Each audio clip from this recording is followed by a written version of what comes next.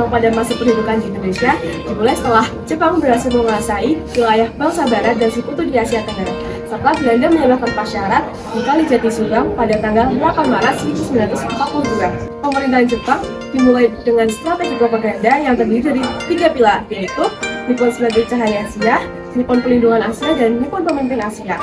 Jepang juga membebaskan para tokoh pahlawan nasional Indonesia yang sebelumnya sempat ditahan oleh Belanda untuk mendapat dukungan dari rakyat Indonesia.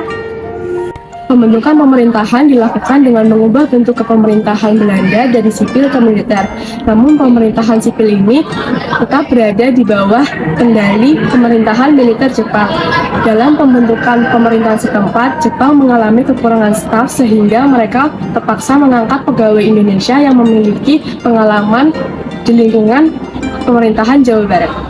Pada 19 April 1942, pertemuan dengan pemerintah daerah diadakan untuk menciptakan kerjasama yang baik. Kolonel Matsui diangkat sebagai Gubernur Jawa Barat, didampingi oleh Era Pandusra Diningrat dan Atiswadi sebagai Wakil Gubernur.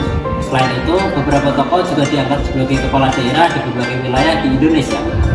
Pada bulan Agustus 1942, pemerintahan sementara Jepang resmi diganti dengan undang-undang untuk mengatur pemerintahan daerah. Undang-undang tersebut membuat wilayah Jawa dalam bentuk Su-Presiden, Kabupaten, Kawadan, Son Kecamatan, dan Kelurahan. Undang-undang ini resmi menghapus provinsi Jawa Tengah, Jawa Timur, Jawa Barat yang terbentuk dalam pemerintahan Hindia Belanda.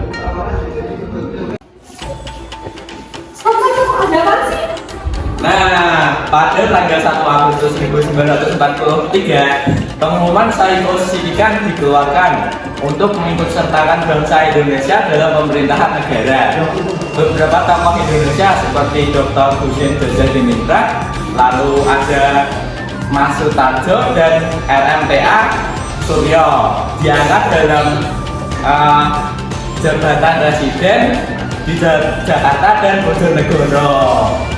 Pada pertengahan bulan September tahun 1943, 6 penyiasat bangsa Indonesia dipilih untuk masuk ke departemen yang sudah ada.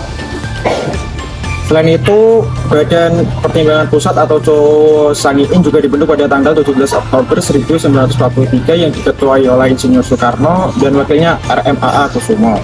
Namun, usulan-usulan dalam sidang Sangiin berfokus pada kepentingan Jepang dan Perang Asia Timur Raya, sehingga perjuangan kemerdekaan Indonesia tidak terlalu diperhatikan.